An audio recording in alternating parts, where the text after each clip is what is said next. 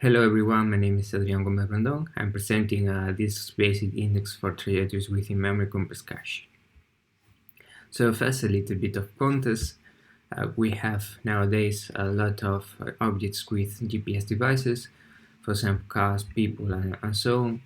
So we obtain a large amount of data about the trajectories of those objects. And we need some mechanisms to represent those data and support queries on them in an efficient way.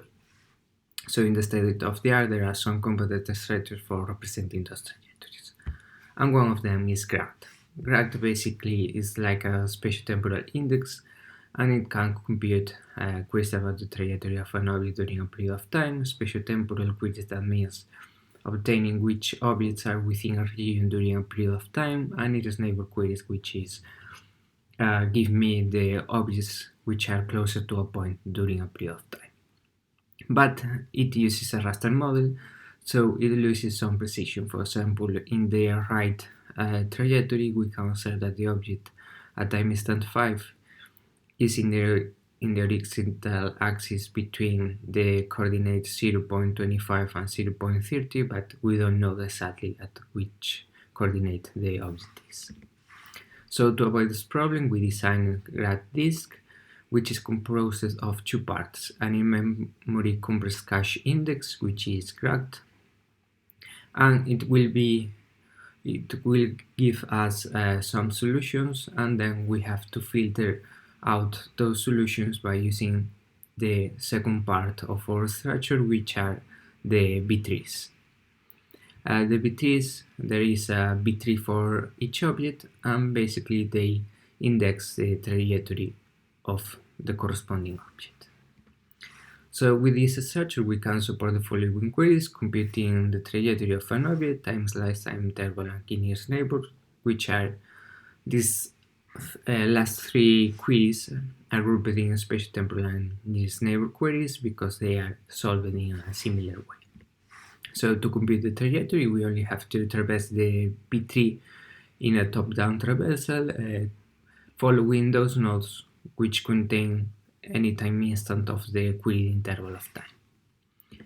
And for spatiotemporal nearest neighbor queries, we need to use GRAD to filter the objects that are solution in GRAD. For example, here we have these 7 objects, and we obtain that according to GRAD, the solution to a query is 1, 6, and 4, 7. But as GRAD loses some precision, we know that 1, 6, they are in the final solution, but 4, 7, no. So 1, 6 are added to the solution, and 4, 7 are checked in the B-trees. The B-trees tell us that the only one that is in the solution is 7, so we add 7 to the solution. As GRAD is in main memory and B-trees using disk, we are avoiding or reducing the number of input-output disk operations, so we can speed up the queries with this structure.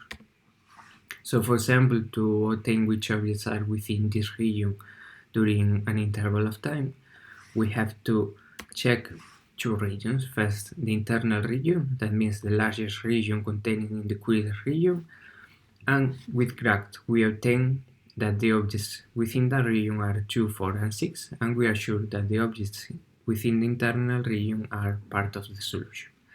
And then we have the external region, which is the smaller region which contains the query region, and we check the objects that are inside the external region but not in the internal region. So it's object 1, 3, and 7 with the B-trees.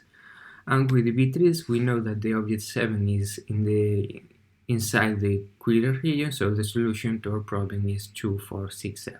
And the remaining queries are solving in a similar way. We compare this structure with a classical spatiotemporal index like the MBR3, and we observe that we are much smaller, we obtain computed times in time slice, and we are much faster in time interval queries. And we can solve trajectory queries. So this is all, and thank you for your attention.